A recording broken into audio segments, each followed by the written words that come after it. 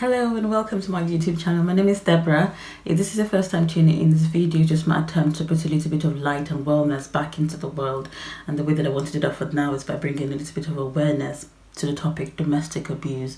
For the past few weeks, we talked about some of the elements of abuse, the tools of the abuser, the colors of the abused.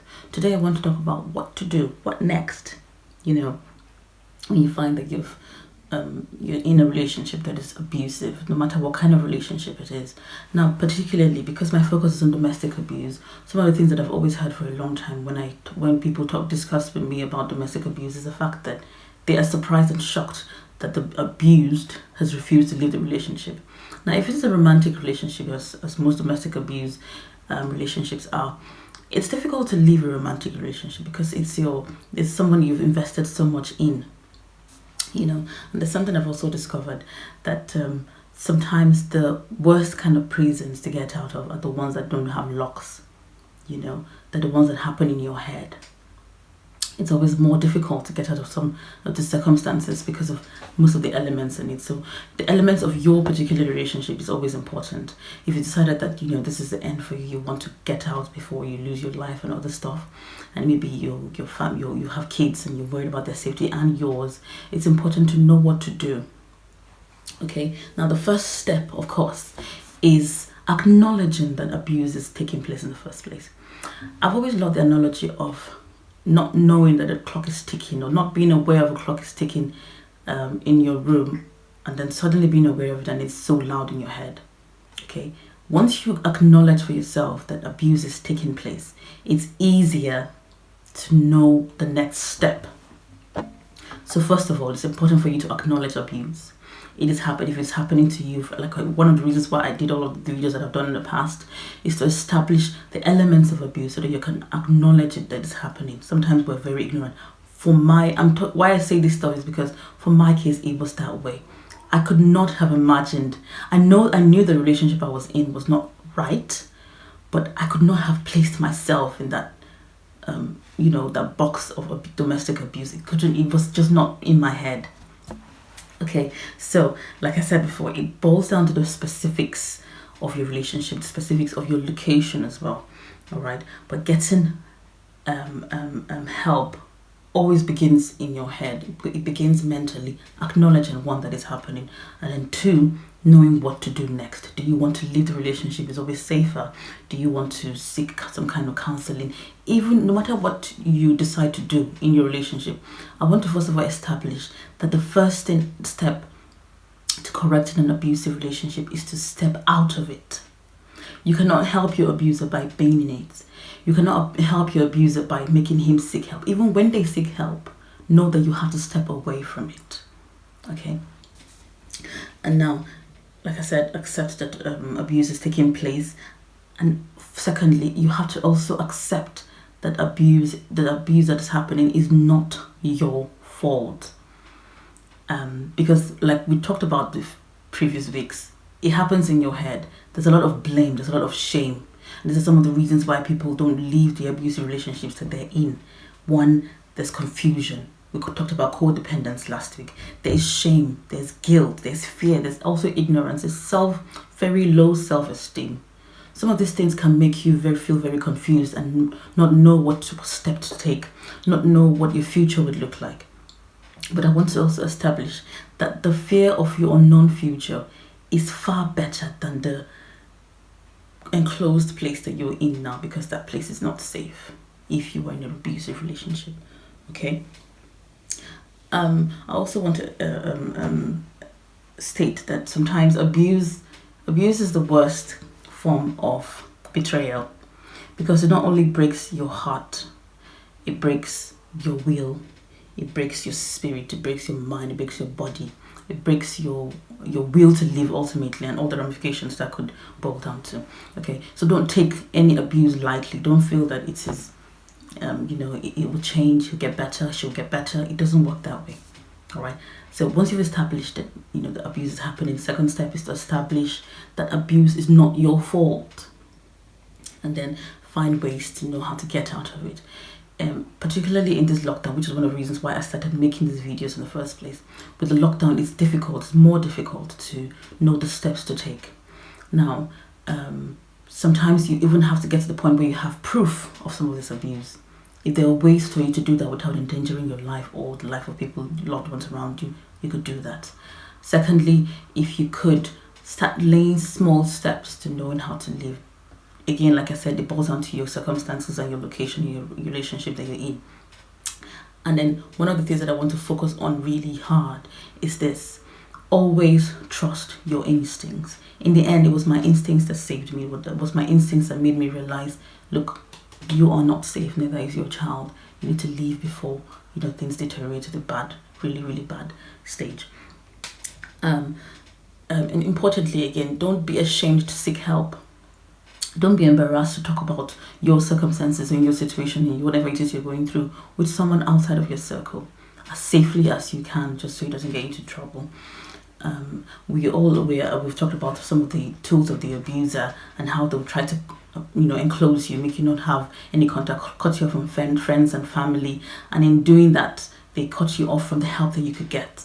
Okay, so it's important for you to first of all make that step to getting someone to talk to, knowing that they can help, someone that you can trust, not someone who will go back to your abuser and destroy everything, all the groundwork you've laid, but just going to someone who can have your back, who can show you steps that you can take to make the changes that you need to make. And then you need to begin to set boundaries, mentally, physically, most especially physically. Put some distance between you and your abuser. It's important. If you're living under the same roof, it is not safe for you there, mentally and physically.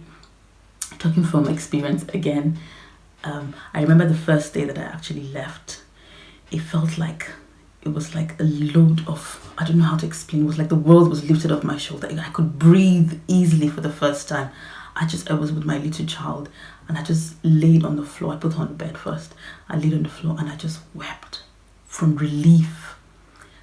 You would feel in the relationship, in the circumstances, domestic abuse environment, you would feel like there is no hope outside. But believe me when I say this, there is so much better happening outside of that relationship. There is so much life. I'm not going to also downgrade the fact that it's going to be really hard. When I left, the first few days were more of relief for me, and then my experience after that was really hard. I had to go through a lot of processes mentally, physically, to get to the point where I am now. I'm not going to kid you and pretend that it's going to be easy. It doesn't work that way. But it will be so much worth it. Because again, like I always say, you are worth it. Your happiness is valid. Okay, so don't ever think that whatever circumstances you're in, domestic abuse circumstances that you're in right now, is the best option. It is not. Trust me when I say there's so much more out there. All right.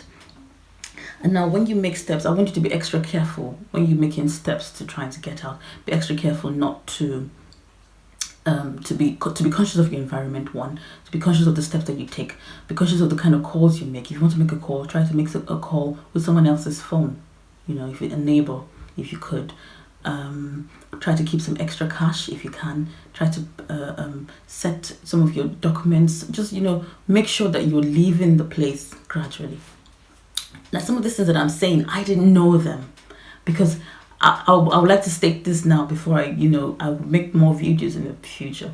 But when I left my abusive relationship, I didn't think it was the end, because in the first instance, I did not think that I was in an abusive relationship. I knew it wasn't right, but I just didn't think. So when I left, I've left with the thought that after 2 weeks, we'll come back together and we'll be able to sort things out. It never happened. And I'm so glad that didn't happen, because more often than not, when you go back to your abuser, it makes the situation worse, because you've proven to him or her finally that they have power over you. Even if you've been going back before, just know that you have to make that decision once and for all to make that move to get out. Okay. Like I said, pay close attention to your surroundings. I don't want to go into much detail about myself, right? Like I said, exit the relationship and environment, cut ties, and mean it. Right. Now, very importantly, something that we're not very, very used to doing is seeking counseling. We don't know how much we need these things until we get to circumstances where we do need them. People run away from the idea of mental health. People think that you should just pretend to be fine go through life, when you, especially with social media and the internet, you find people who are fine on paper, let me put it that way, or fine on the media, fine on social media, but back inside they're going through so much. Pardon me. So I want you to know that it's important to talk to someone. All right. Again, like I keep saying, talk to someone who understands your situation. Don't just go to someone because you feel like they're a friend, or you could talk to friends. People could do that, but make sure you're certain of who you're talking to. Now, one of the reasons why I'm focusing again on the idea of talking to someone is because it helps me a lot. I'm speaking all of these things, saying all of these things from my experience. When I left, like I said, there were all kinds of stages. And one of the things why this video is going to be longer, pardon me, forgive me in advance, is the fact that I want to equip you for knowing what to do next. When I left, it was devastating for me. After the first few weeks and days of relief, because I kept banking on the fact that he was going to come back, blah, blah, blah. It didn't happen. But I went through so many stages. At some point, I was angry at myself. When I finally got to the point of realizing how much abuse I had undergone, how much intense abuse I was going through, I was angry at myself for letting it get to that point, And then I had to come to terms with the fact that I had the courage, that it was courage that made me leave in the first place. And then I was angry at myself for not getting that courage earlier.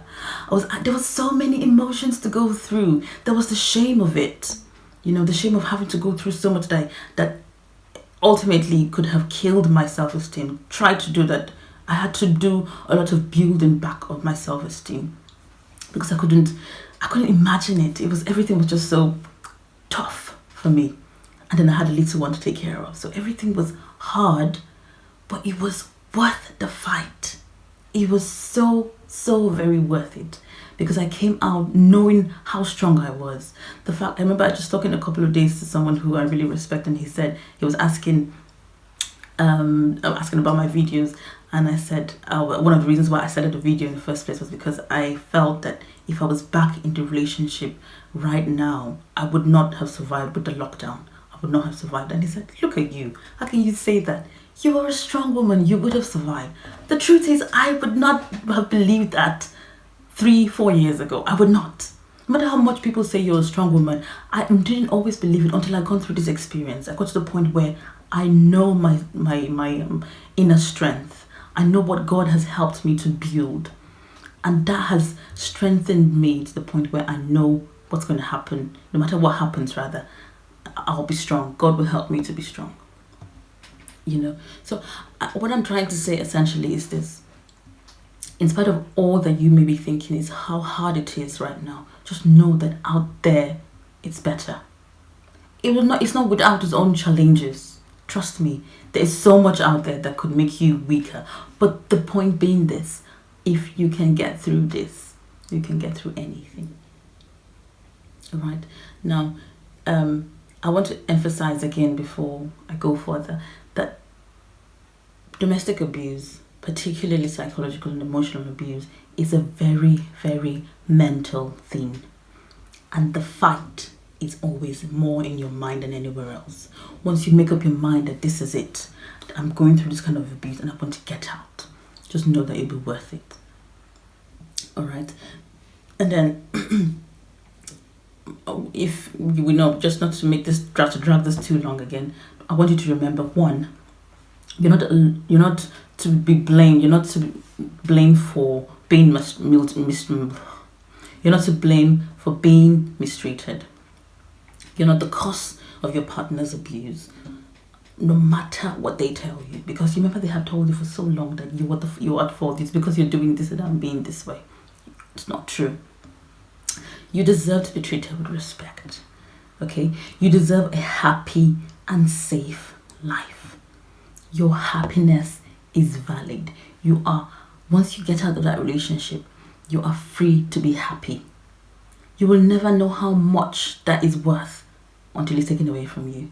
Okay? You will never know how much freedom to be happy or how valuable freedom to be happy is until it's taken away from you. And when you get that back, you will begin to explore your world, your mental being, your wealth, the wealth that is in you in ways that you cannot imagine. So there's so much out there waiting for you. don't hesitate to make the decision or the steps that will ensure your safety and your health, your well-being. It's important. Okay. And lastly, I want to say that these scars of abuse, they run very deep. Do not think that it's going to get over with overnight. It doesn't work that way. Okay. Be kind to yourself. Acknowledging some of our emotions is always the first step to healing from them. Don't hide away. Don't be like Elsa, who concealed it, don't feel it, and don't let it show. It will show, as we saw, with that movie. It will be exposed if we keep bottling things up. So find someone that you can relate to. So find someone that you can talk to, and it will make a huge difference for you and for those around you.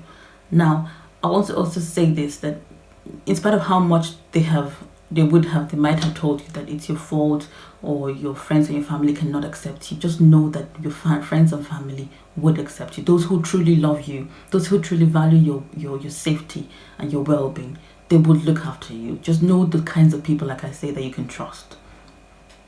Some of these things that I cannot say in these videos, I want you, if you have any concerns, please don't hesitate to contact me.